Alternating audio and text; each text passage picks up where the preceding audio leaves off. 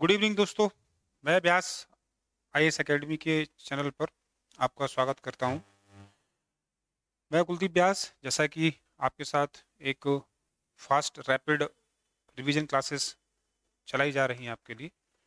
उस सीरीज़ में हमने एंशंट हिस्ट्री यानी प्राचीन भारत से कुछ फास्ट रिपीटेड लेक्चर तैयार किए हैं और इन लेक्चर्स का फ़ायदा आप लोगों को हो रहा होगा। वैसे जैसा कि कई लोगों के मैसेज भी आए हैं, अच्छी बात है। लेकिन वीडियो देखते समय आप लोग लाइक और सब्सक्राइब नहीं कर रहे हैं। सब फ्री है और प्रमोशनल वीडियोस हैं, तो संस्था का प्रमोशन और आप लोगों का फायदा हो रहा है। जूस ना बने, दिखाएं कि आप उदार दिल में हैं, आप सपोर्ट करते हैं हमें। इन सब चीज़ों से मोटिवेशन भी मिलता है, आप लोगों के लाइक्स और कमेंट इम्प्रूवमेंट करते हैं, एंथुजियाज्म बढ़ाते हैं कि कुछ और बेहतर किया जाए आपके लिए। तो आज की क्लास में हम लोग जल्दी करेंगे। मिडिवल इंडिया में सल्तनत पीरियड में कुछ वीडियोज आपको मिले हैं, उसी एक वीडियो आज हम स्टार्ट करेंगे और वो है आपके लोधी वंश पर। बहुत छोटा सा वीडियो रहेगा, प्रश्न है और अच्छे खासे प्रश्न है, रिपीटेड प्रश्न है, तो आपके काम आएंगे। इसी उम्मीद के साथ चलिए शुरू करते हैं। लोधी डायनेस्टी, लोधी वंश।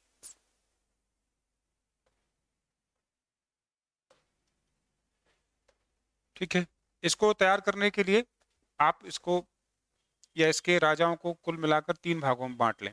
पहला प्रश्न यहीं से बनेगा।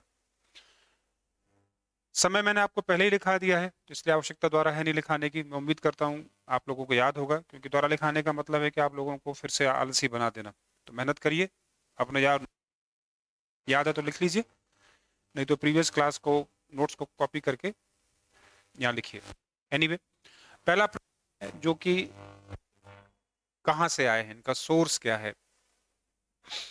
तो लोधीज फ्रॉम वेयर, तो सीधा पहला कई बार प्रश्न बन चुका है।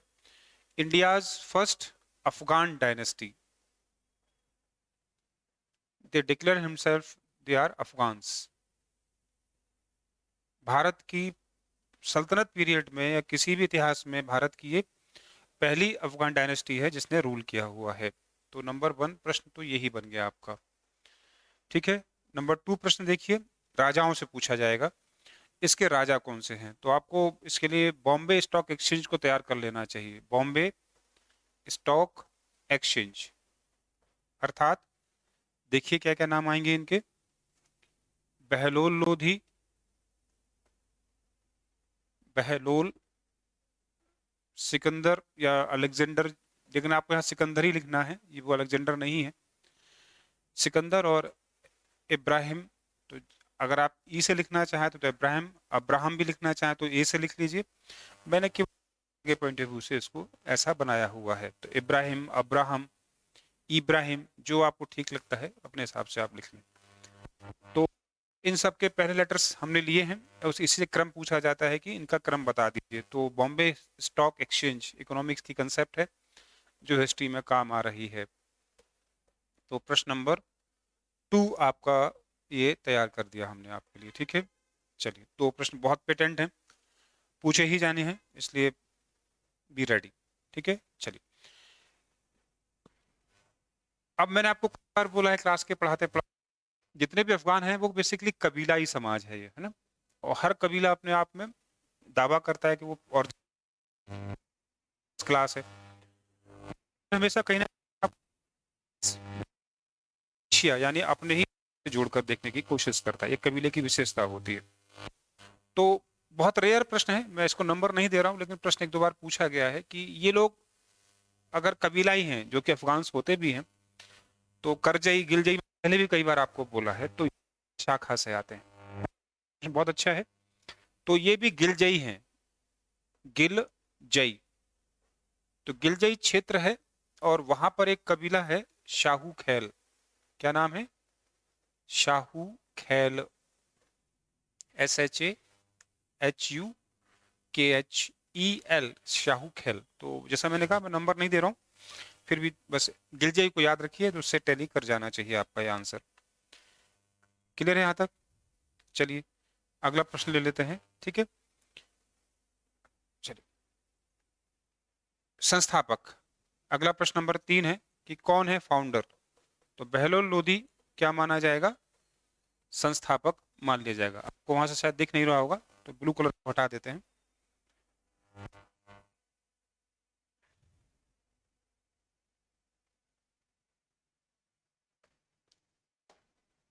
ठीक है, ब्लू कलर कम विजिबल रहता है तो हटा दिया है मैंने आपके लिए इसको। कोई और कलर लेते हैं, कोई नहीं, वाइट ही लेते हैं। ये वहां के संस्थापक है। दिल्ली सल्तनत का ये अंतिम साम्राज्य भी है, ऐसा याद रखिए। तो ये क्वेश्चन अपने आप में, अंतिम साम्राज्य कौन सा, ये मैंने सल्तनत क्लास की पहली। ठीक है, बहलोल लोधी के अकाउंट में क्या क्या है। बहलोल लोधी के अकाउंट में 3 प्रश्न हैं, जिसपे मैं एक पर नंबर नहीं दे रहा हूं, लेकिन प्रश्न बनता रहा है तो ध्यान रखिएगा। जौनपुर से कई प्रश्न बनते हैं, लेकिन यहाँ प्रश्न क्या है कि दिल्ली सल्तनत में जौनपुर को किसने मिलाया।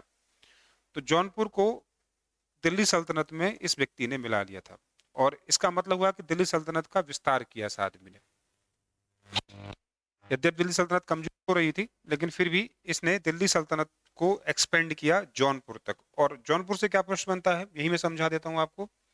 तो प्रश्न नंबर 3 बनेगा, ये जरूर बनेगा, और वो है कि जौनपुर को क्या कहते हैं। तो जौनपुर को पूर्व का शिराज कहते हैं, पूर्व का शिराज, ईस्ट ऑफ शिराज। बहुत पेटेंट क्वेश्चन है ये। क्यों कहा जाता है, तो शिराज बेसिकली वो शहर है, पेरिस का वो शहर जो सांस्कृतिक दृष्टिकोण से बहुत ही उच्च कोटि का रहा, जहाँ कल्चर के नाम पर आर्ट, म्यूजिक, पेंटिंग सब कुछ बहुत अच्छे से डेवलप। तो जौनपुर को भी इसी समय ईस्ट ऑफ शिराज कह दिया जाता है। जहां तक मैं जानता हूँ यूरोप का शहर है, नहीं भी है तो भी कोई नहीं, आपको याद रखना, शिराज बेसिकली शहर को कहा है।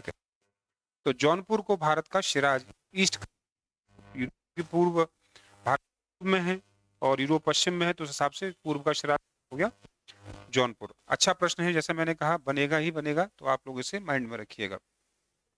किसी भी शहर को सिराज कब कह देते हैं, जैसे मैंने आपको क्या बताया अभी, तब कहते हैं जब वो सांस्कृतिक कला बहुत अच्छी उन्नति, ग्रोथ करता है।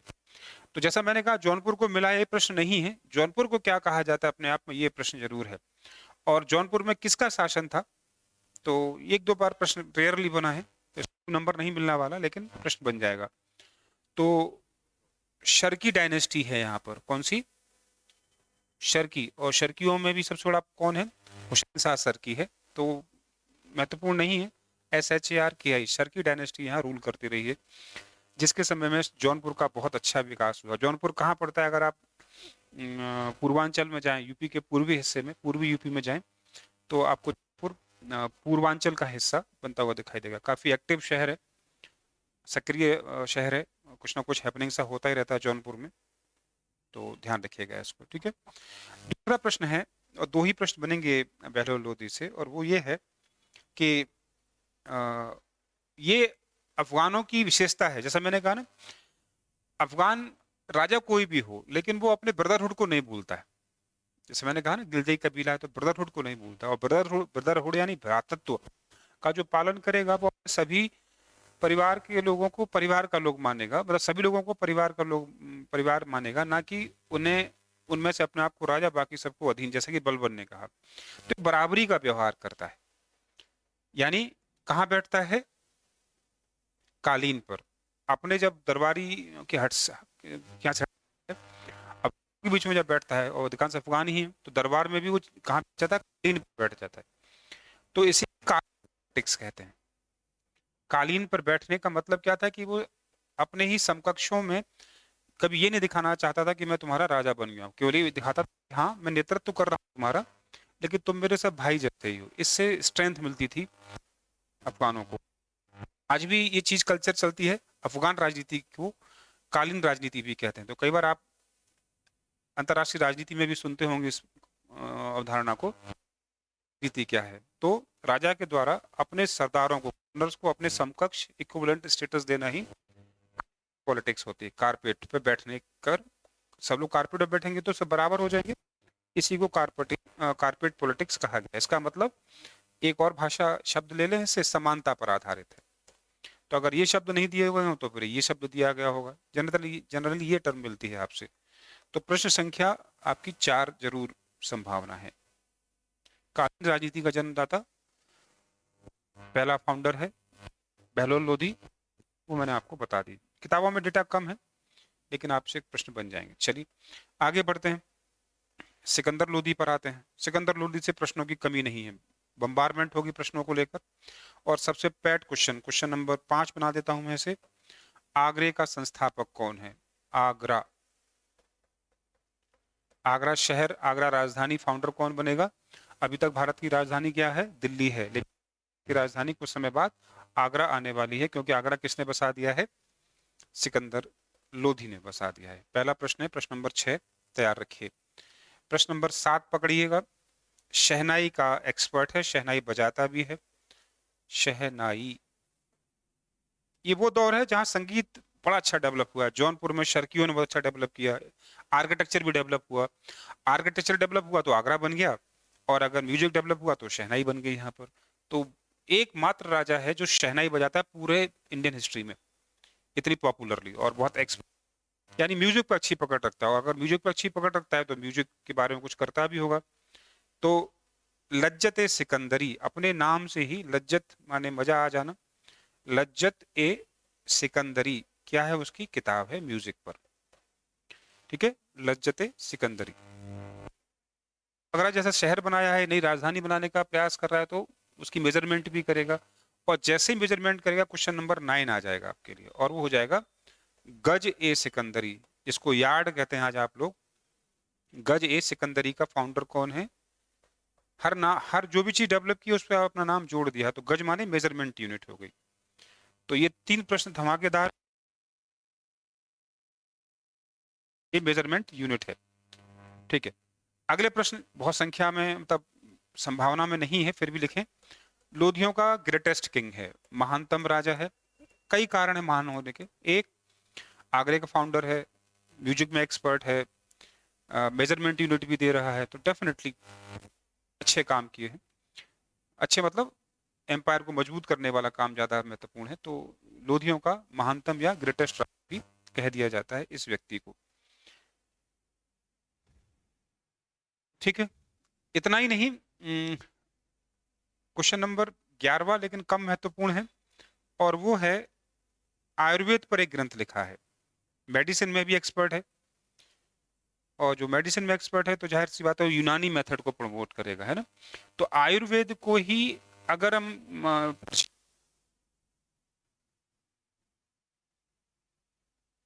वैदिक मेथड्स में और यूनानी मेथड्स में कोई की,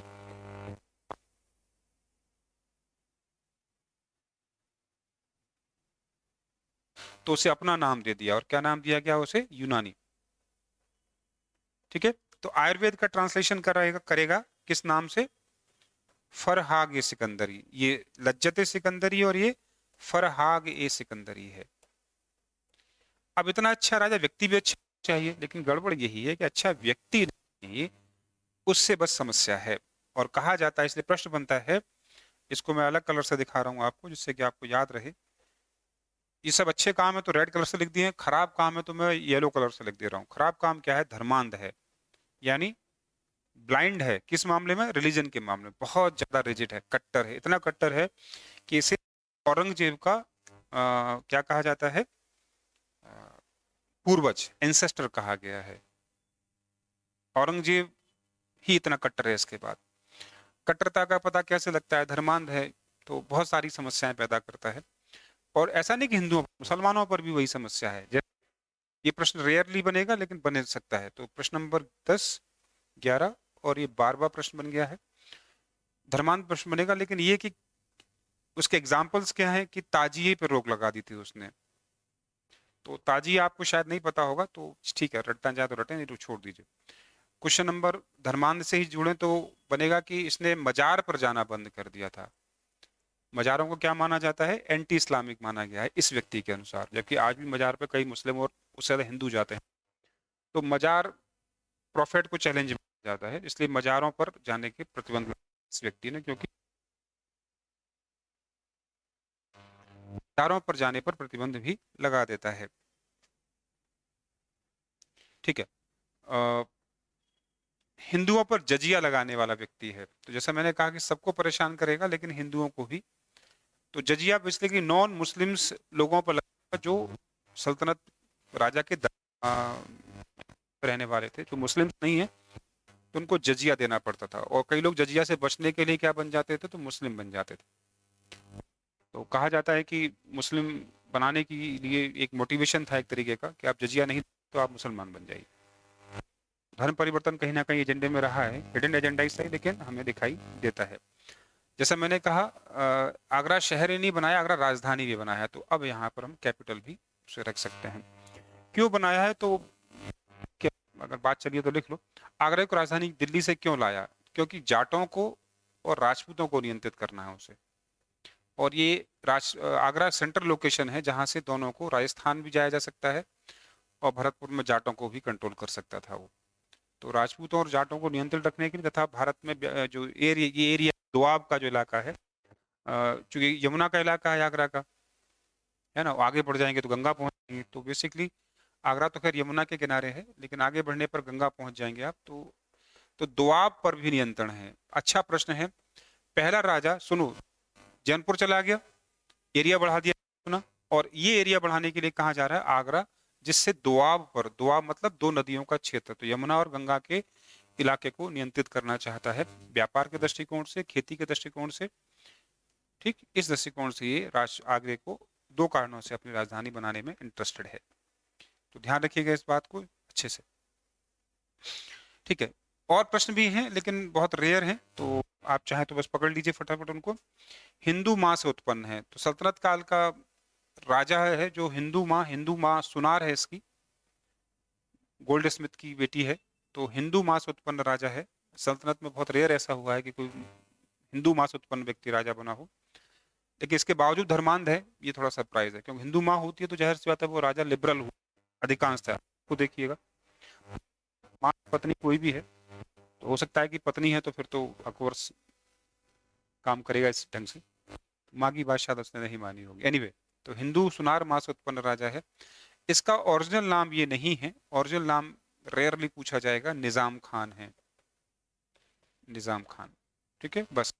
तो जहां जरूरी थे मैंने उसलिए रेड कलर आप यूज किया है, बाकी सब केवल क्वेश्चन थोड़े से साइड, एक बार आपकी कानों में पड़ गए हैं, तो अगर तुक्का लगाना होगा तो आप लगा लेंगे, ऐसा उम्मीद है। हाँ, और एक प्रश्न छूट गया, सॉरी, जो प्रश्न महत्वपूर्ण था उनमें से प्रश्न और है।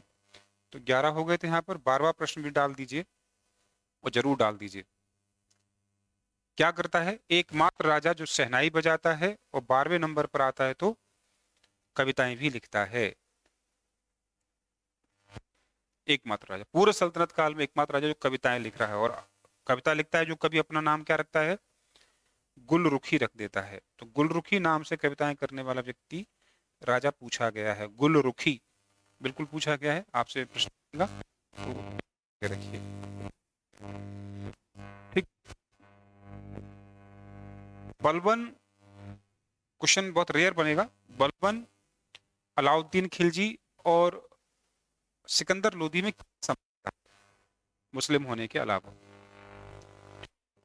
तो एक समानता है, तीनों ही मानते हैं कि राज्य का कोई सगा नहीं होता। इनकी स्थिति क्या है कि राज्य का कोई सगा नहीं, मतलब राज्य के हैं, उनके किसी को प्रिविलेज नहीं मिलेगा, राज्य का भला ही सबका भला, किसी एक व्यक्ति के हित को प्राथमिकता नहीं दी जा सकती। राज्य के संचालन, राज्य के प्रमोशन के लिए जरूरी चीजें हैं वो की जाएंगी, और उसके लिए अगर कोई व्यक्ति पर्सनल आड़े आता है तो उसको वहां से हटाया जा सकता है। तो राज्य का कोई सगा नहीं होता, ये स्टेटहुड। ऐसे लोग कड़ाई का प्रयोग करते हैं, तलवार का प्रयोग करने लगते हैं, जो लोग ऐसा मानते हैं। तो तीनों ही है, बलबन शुरुआत करता है, अलाउद्दीन खिलजी उसे पीक पर पहुंचाता है, और आगे ले आता है सिकंदर लोदी। एनीवे, ये प्रश्न तैयार हो गया आपका। तो कुल मिलाकर लगभग अभी तक 12 प्रश्न आपके मेन मेन तैयार हो गए, कुल मिलाकर तो, लेकिन मेन प्रश्न 12 हैं। चलिए अब आगे आते हैं। इब्राहिम लोदी, सबसे अच्छा प्रश्न तो एक ही है कि पानीपत के युद्ध में कौन मारा गया? तो पानीपत का कौन सा युद्ध है? पहला युद्ध है। तो पानीपत के पहले बैटल में एक व्यक्ति राजा मारा गया, इब्राहिम लोदी। सल्तनत काल मात्र राजा जो युद्ध में मारा गया। बहुत कम होता था कि राजा युद्ध में मारा जाए, और इसलिए स्ट्रेंज भी है। इवन मुगल काल में भी, तो इसलिए पूरे मुस्लिम पीरियड में आप देखेंगे तो कोई भी राजा युद्ध में नहीं मरा, इब्राहिम लोदी युद्ध में मरेगा। इसलिए प्रश्न सबसे इंपॉर्टेंट यही है। तो प्रश्न नंबर मुख्य में आएगा 13, इब्राहिम लोदी जो कि पानीपत के पहले युद्ध में मर गया है। ये प्रश्न सबसे महत्वपूर्ण है। दूसरा प्रश्न आप समझ ही गए होंगे, सल्तनत काल का ही अंतिम राजा, इसका तो राजा हुआ ही सल्तनत काल में, क्योंकि बाबर ने मार दिया है, यानी बाबर आ गया है पानीपत में, तो ये इब्राहिम लोदी क्या हो गया। 14वां प्रश्न बनेगा, सल्तनत काल का अंतिम राजा। तो जो कहानी शुरू हुई थी कुतुबुद्दीन ऐबक से दिल्ली की, वो कहानी अब खत्म कहाँ हो रही है, इब्राहिम लोदी पर आकर हो जाती है। ठीक है, तो 1526 में अब जानते हैं कि कब हुआ युद्ध, तो 26 में हुआ। इसका मतलब इसकी मृत्यु कब हो रही है, तो 1526 में हो रही है। यह बात बताने की जरूरत नहीं है। क्या अब पिछले कुछ समय से एक प्रश्न और हवा में तैरने लगा है, यानी आने लगा है, कि सब लोग इस पर ध्यान देते हैं, पानीपत का युद्ध, पानीपत का युद्ध। क्या इब्राहिम लोदी इससे पहले भी कोई युद्ध लड़ा है, प्रश्न बनना शुरू हुआ है। तो बिल्कुल इब्राहिम लोदी इससे भी पहले एक युद्ध लड़ चुका है। ठीक है, तो वो युद्ध आपके प्रश्न में कि बदल गया है कि वो प्रश्न का जवाब आपको देना पड़ता है। तो दीजिए, देखते हैं क्या जवाब निकल के आता है। एक व्यक्ति है जो दुश्मन भी है और बाद में दोस्ती का दावा करेगा, लेकिन मूलतः वो दुश्मन ही है। तो राणा सांगा, राणा सांगा, सांगा का मतलब राणा संग्राम सिंह, या पूछता राणा सांगा का तो पूरा राणा संग्राम सिंह है। इनके साथ इब्राहिम का युद्ध हुआ है, और उस युद्ध को कहा जाता है खतौली का युद्ध। याद रखिएगा, खतौली युद्ध, बैटल ऑफ खतौली राणा सांगा के बीच हुआ है, जिसमें इब्राहिम हारा था, यानी राणा सांगा इस युद्ध में जीत गया था। तो इब्राहिम लोदी ने जितने भी युद्ध लड़े, हारा है या मरा है, दो ही परिणाम आए हैं सामने, इसको ध्यान रखिएगा। कहा जाता है कि इसके दुश्मनों की कमी नहीं है, तो राणा सांगा दुश्मन है। इसको कमजोर करने के लिए, इब्राहिम को कमजोर करने के लिए राणा सांगा, ऐसा कहा जाता है कि उसने बाबर को इनवाइट किया। तो बाबर को इनवाइट करने वाला कौन है, राणा सांगा है, नंबर 1। फिर प्रश्न बनेगा बाबर को और किस किसने इनवाइट किया, तो इब्राहिम खान लोदी के चाचा ने भी इसको क्या किया है, इसको इनवाइट किया है। चाचा का नाम क्या है, आलम खां लोधी, आलम खां लोधी। और किसने इब्राहिम बाबर को इनवाइट किया है, तो तीसरा व्यक्ति का नाम मिलेगा, वो है दौलत खां लोधी। लेकिन इसका कोई संबंध नहीं है, इससे परिवार का नहीं है जहां तक मेरी जानकारी है। तो दौलत खां लोधी पंजाब का गवर्नर जरूर है जिसने बाबर को इनवाइट किया। आलम खां लोधी चाचा है जो भतीजों को मारना चाहता है, और राणा सांगा तो है ही दुश्मन, तो वो भी उसे मारना चाहता है। तो इस तरह से बाबर को इनवाइट किया इन तीनों ने, और शायद बाबर ने एक्सेप्ट कर भी लिया। क्लियर है। और बाबर जब आया तो इब्राहिम कैसे मरा, जाहिर सी बात है, जिसके दो दुश्मन हो इतने स्ट्रांग, उस तो बचने का स्वभाव मतलब चांस ही नहीं था। तो दौलत खां लोधी और आलम खां लोधी ने किसका साथ दिया, बाबर का साथ दिया। इसलिए इब्राहिम लोदी को मारना आसान होगा। राणा सांगा ने बुलाया, लेकिन राणा सांगा साथ नहीं देता। की बात बाबर बुरा मानेगा, तो वो कहानी हम कुछ समय बाद देखेंगे, देखे जाएगा। क्लियर है। तो फॉर्मली लगभग प्रश्न नंबर 14, प्रश्न नंबर 15, 16, 17 और 18, कुल मिला के यहाँ औपचारिक रूप से, लेकिन अगर देखेंगे तो हमारी लगभग 25 के ऊपर पहुंच गई है। तो उम्मीद करता हूँ बहुत शॉर्ट में, लगभग 25 मिनट में आपको लगभग 25 प्रश्न मिल गए हैं लोधी वंश से। इससे बाहर जाने की संभावना ना के बराबर है। इसे रट लें, समझ लें, और आगे पढ़ना चाहें तो इसके बाद आगे पढ़ें। ठीक है, चलिए जल्दी ही नए वीडियो के साथ, नए टॉपिक के साथ मुलाकात होगी। तब तक के लिए टेक केयर, बाय।